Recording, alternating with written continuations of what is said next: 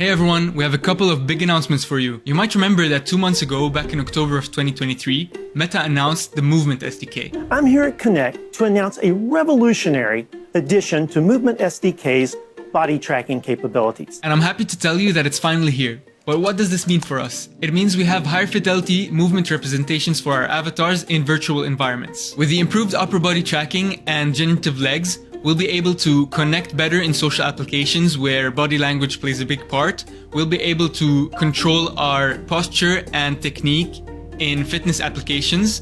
And we'll be able in general to embody our characters even better in all types of games and applications. And I'm super excited to announce that Meta has partnered with us to provide you with the latest and greatest XR tutorials covering all of these topics for free on this channel and on our community and learning platform, Immersive Insiders. So what can you look forward to? Now, we'll be creating a series of Meta's new Movement SDK related videos covering everything from how to set up generative legs, inside-out body tracking for Quest 3 and integrating it with Ready Player Me avatars and other avatars, and also adding interactions and locomotion, among many other things. We're also working on creating more tutorials to cover a wider range of XR related topics, such as setting up mixed reality and new features available on Meta's Presence platform. Another exciting thing to keep an eye out for is Meta's upcoming hackathon in March, which we will also be partnering with. But more on that in a later video. Feel free to subscribe so you don't miss any of these upcoming events and cool giveaways. The first video from the series will go live 1 week from whenever this video is out. But if you want to get started with setting up Movement SDK in your project,